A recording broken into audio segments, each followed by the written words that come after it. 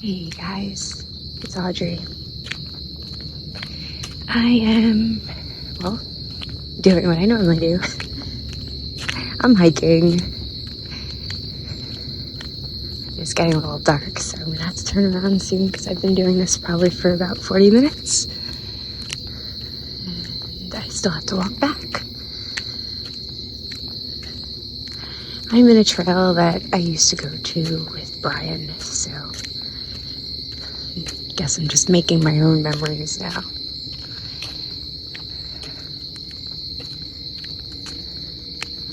I don't have my headphones today, so I hope my voice is coming in clear.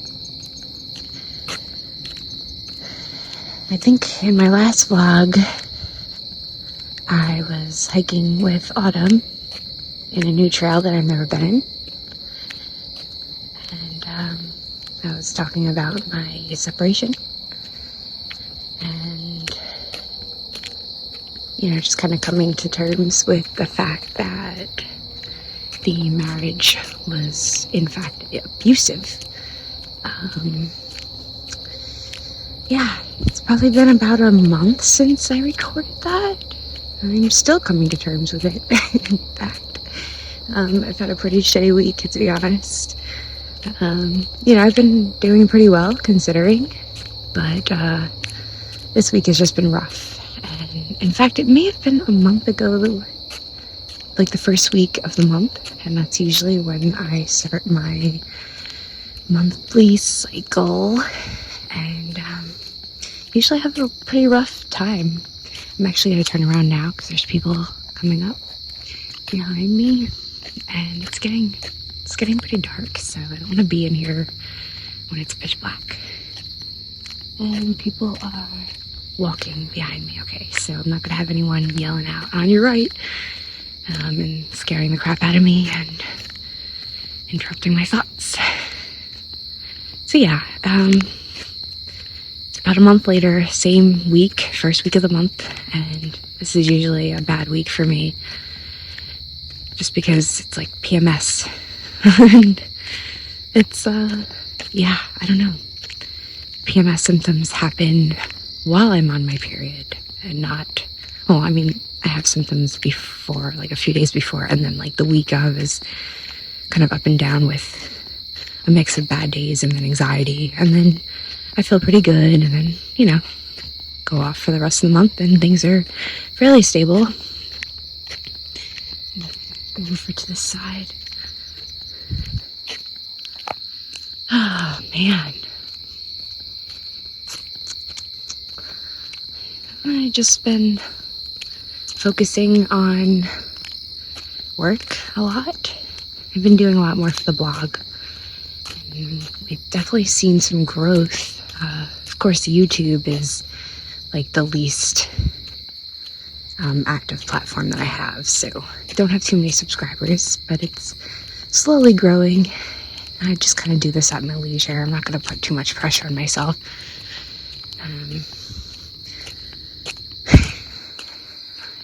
Everything's been going decently. One day at a time. That's all I can do.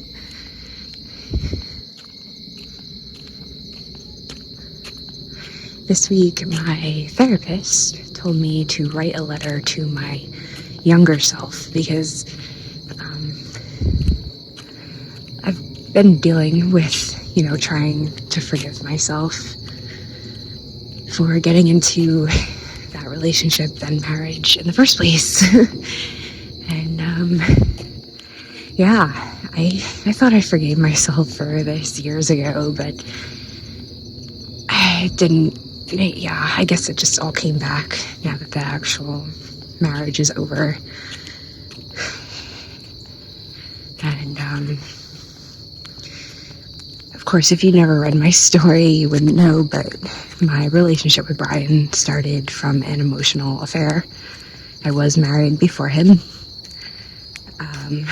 to my son's father, and I ended up choosing Brian over my first husband. And my first husband, him and I had a lot of issues. It wasn't a healthy relationship. was very toxic. Of course, I wasn't treated for my BPD back then. I didn't even know I had it. And I was pretty abusive, if I'm being honest. And, but yeah, I met Brian. He, like, became my favorite person, like, overnight. And I left my husband for him.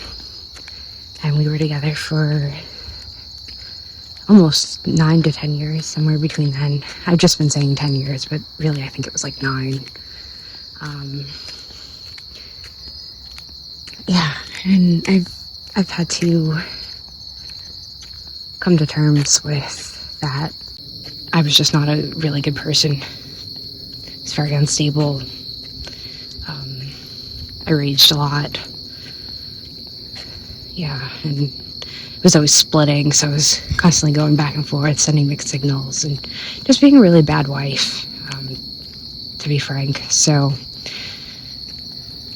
and then, of course, after years of being with him and then getting married and having a baby and buying a house, I went up and left him for Brian, and yeah, and then look what's happened. It's almost like a punishment, I guess. Yeah. I've done a lot of work on myself since then. I was in my early 20s when this all started, and now I'm in my 30s, and done a lot of growth. I'm a completely different person. I mean, who's not going to change from, your early 20s to your 30s? A lot of growth happens in that time period, and yeah, it's just rough. And kind of realizing what you had, and then knowing that you gave it up for something else that was really bad and harmful for you. It's just a lot. It's hard to reconcile with myself. So, last week I attended my cousin's wedding. That was a lot of fun. I spent the entire time dancing, which was awesome.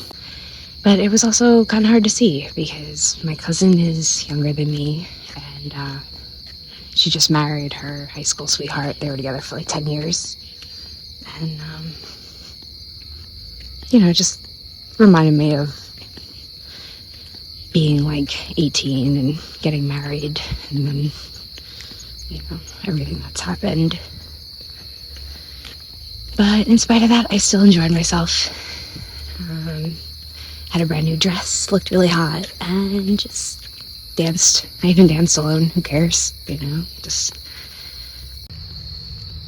glad I turned around when I did. I have about half a mile left to walk. It's going to be dark by the time I get to my car. I'm sure everyone that was there when I entered is now gone. They were playing like a pickleball game.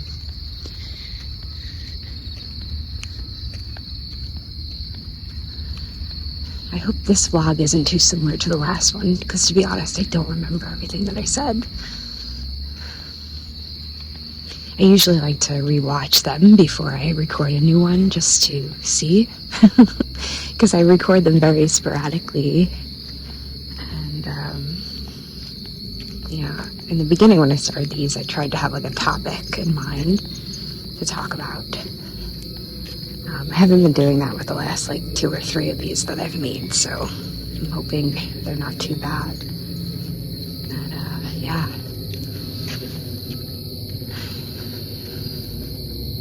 So, I've been asking on Instagram and stuff, for topics that you guys would like to see. And one of them that came in today was how to get over the need for validation from others. And I feel that's something that I've actually gotten better at. So I might be able to shed some light.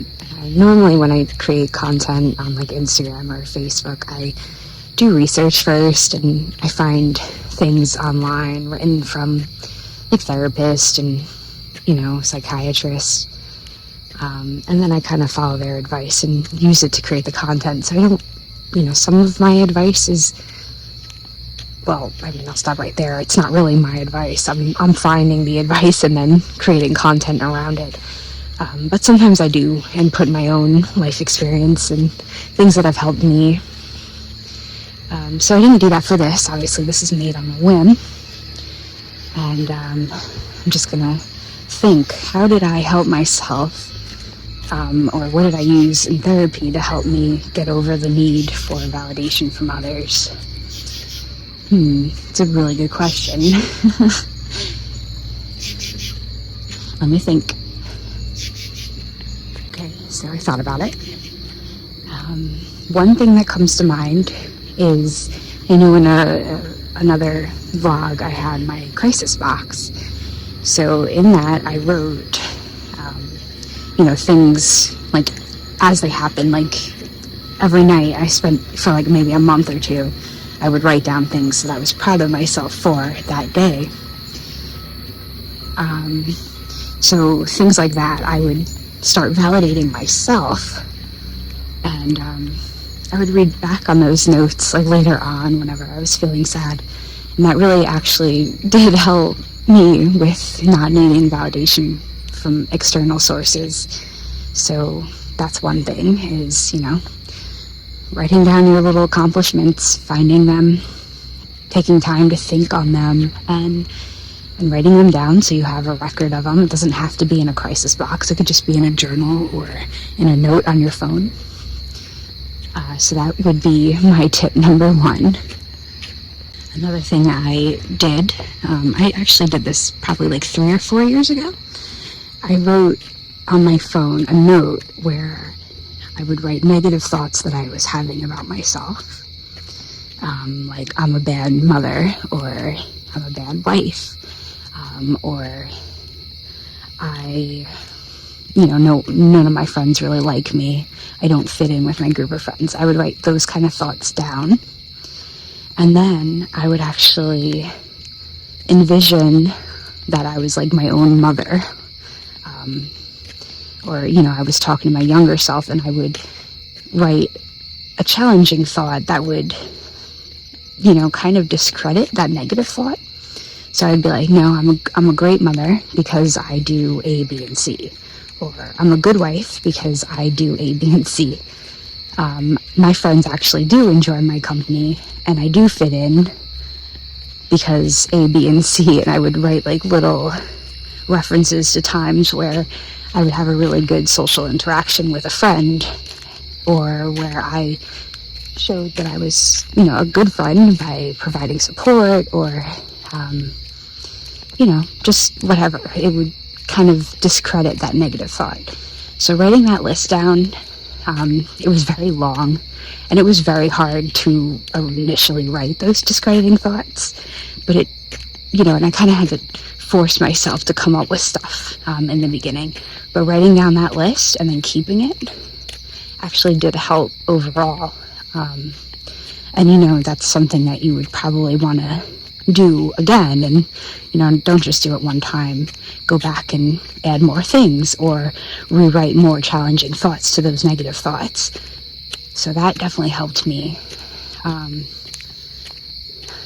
just kind of keeping those lists handy to keep them in the back of your mind. Once you kind of do that, those challenging thoughts that discredit the negative thoughts start becoming like your actual internal dialogue. The more you do that,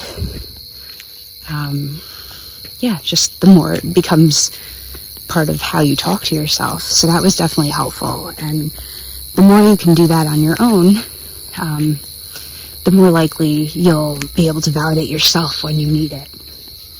Now, this is kind of like a cheat tip because you're not really doing anything, but it was surprisingly very helpful for me.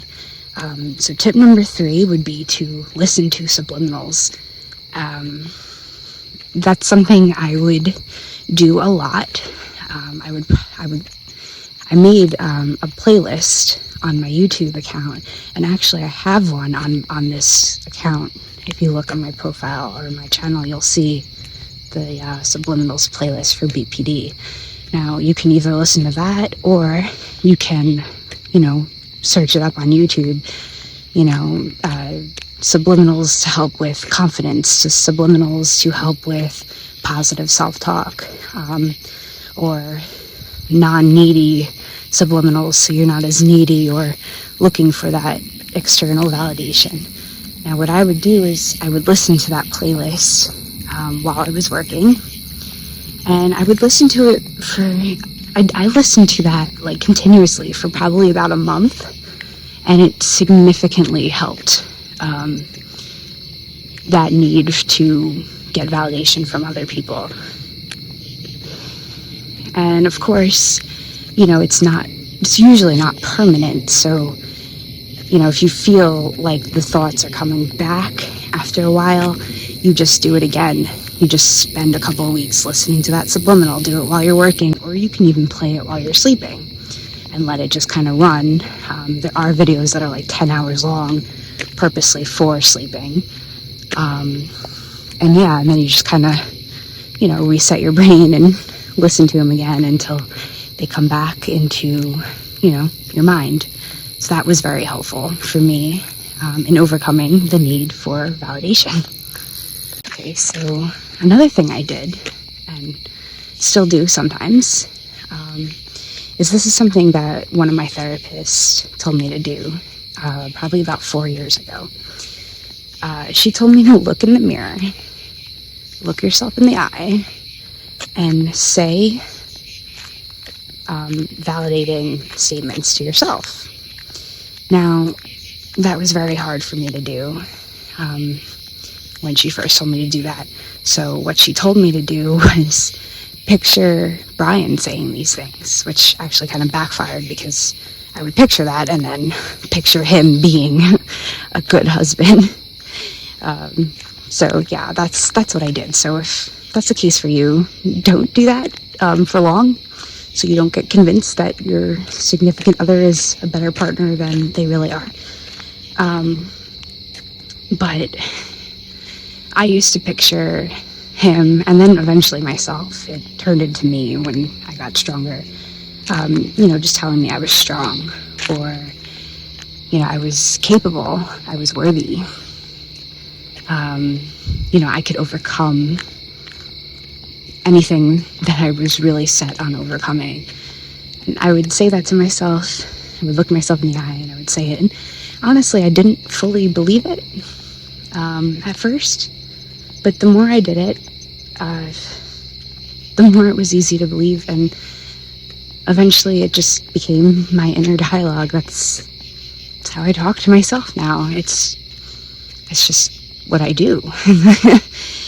It's pretty amazing though, because I do remember having that very negative internal dialogue and always needing others to validate what I was doing, or validate my decisions. Okay, so that was tip number 4, I think we're on 4. I'm sorry if we're on 5. So no, now I think we're on 5. I'm sorry if we're on 6. I think it's 5 though. Let me think. What else do I have? So tip number 5 is to really make a point to work on the splitting. The splitting, for me at least, I don't know if this is the case for everyone else or if it's more of a personal thing, but for me, the splitting always seemed to increase the need for validation from others. And this was because I would split on myself a lot.